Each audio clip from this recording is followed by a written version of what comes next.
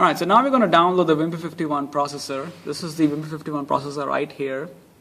And you can see it's very complicated. It has many layers of block diagram files. And so we've already downloaded on the board here.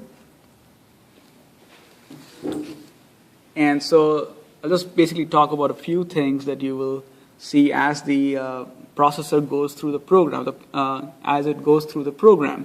Now the program is stored in the SRAM chip right here. And so one of the things we have done is kind of allow for many of the internal registers to be displayed on the board here, so the students can kind of get an idea on what's happening as it cycles through. So you can see this blinking light, this green blinking light is the clock, and we have kind of slowed down the clock so we can study how the data moves from one register to the other. Now we have like 4 sets of 7-segment displays over here. And so the first 2 7-segment displays will always display the program counter. The next 2 7-segment displays will always display the contents of the accumulator, right? 4 and 5 over here, we can either see the internal register data, or we can see the data coming from the SRAM chip. So, and that data could be either an instruction or some additional data.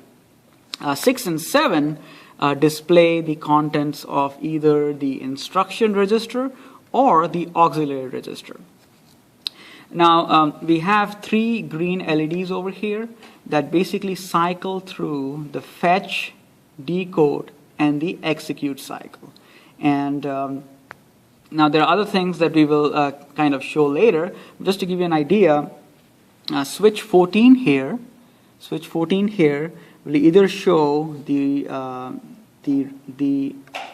register data or the data from the memory. So right now switch 14 is 0, which basically is displaying the data from the memory, and the first instruction stored in the memory is 74. If I make this 1, it will show the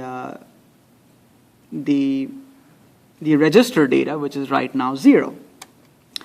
Switch 15 basically is showing the contents of the instruction register or the aux register. So right now they are both 0 because we haven't started the program yet. In order to start the program, first we need for our clock to be high, and then we need to turn on the switch 17. So right now it will start cycling through.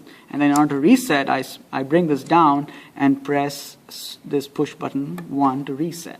So let me kind of show that to you. So right now I turn it on, and then right now it's in the fetch cycle. And then it goes to decode cycle, so the instruction has come to the instruction register. And there are different LEDs that will basically turn on, basically display the different write enables. We have the carry flag, we have the 0 flag, and we can look at the internal registers over here, right?